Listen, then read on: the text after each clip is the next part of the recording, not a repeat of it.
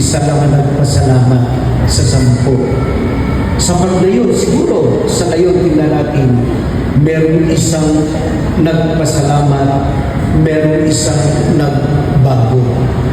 Yung aking paklanan, ngayon marahil, tama na, miski isa may nagbago sa atin.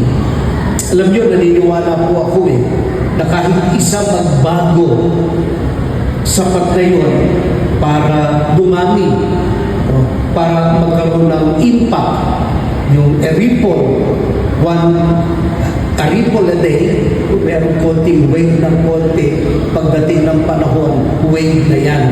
Maski isa lang, simulan lang ito, simulan nyo sa ating tahanan, merong pagbabago. Ano yung pagbabago na sinasabi ko? Una ho, corruption. Kasi yan ang panawagan po ng mga obispo. Ngayon, hanggang November 30, subukan natin miski once lang. Come to church, come to mass, wear white.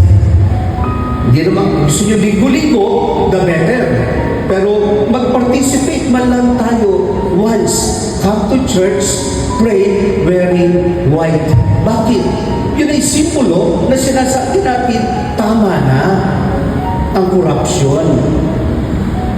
Pwede natin sabihin yan pero we start in the family. Wear white. Ganun lang kasimple. Sabi ng mga obispo, magsipa tayo wearing white. Or maglagay kayo ng ribbon sa bahay ninyo, sa puno ninyo, sa bisikleta, sa motorsiklo. Put a white ribbon. Na nagsasabi, maski isang beses lang, sumasang-ayon ako magkaroon na ng pagbabago na gawin natin. Masabi man lang natin, I join the Catholic Church, the bishops, the priests, lahat ng kasama ko sa pananampalataya, masabi, tama na yung corruption. Ako naniniwala ko sa pagbabago. Kahit isa lang, 2, 3, 4, may magbago sa atin. Gugulong na yan. Sabi ko, pwedeng magbago ang pananaw at kalooban ng tao.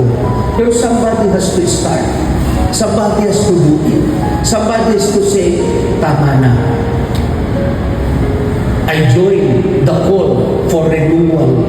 Magbago na tayo. Tingnan natin, pagdasal natin yan. Yung uli po, Thanksgiving.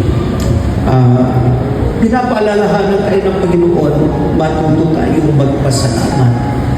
Gratitude. Every day, matuto tayo, thank you, Lord. Simulan natin yan sa ating tahanan.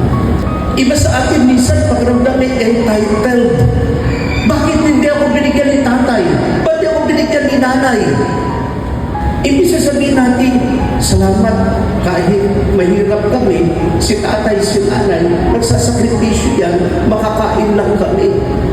Nagsasakripisyo lang yan para magkaroon kami ng kinabukasan. Nagsasakripisyo yan para makapag-aral kami. Iba po yun. Yun yung gratitude. Yun yung pagpapasalamat. Yun po yung sinasabi, biyaya. Ano ba yung sabihin ng biyaya? Yung biyaya po, yung blessing, ibig sabihin yan, kahit hindi ka karapat-dapat, binibigyan ka. Hindi yung entitlement. Yung entitlement po ay ito. Aba, dapat ako ang meron yan. Dapat ako binibigyan yan. Dapat akin yan. Sa iyo yan. Entitled ka. No? Bakit? Dahil matalino ka? Bakit? Dahil ikaw yung pinakamalakas? Hindi po. Pasalamat lang.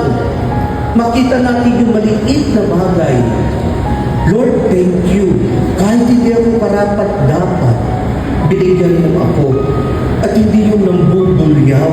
Hindi yung nambubuli. Entitlement po tawag doon. Pero isa po ay graciousness.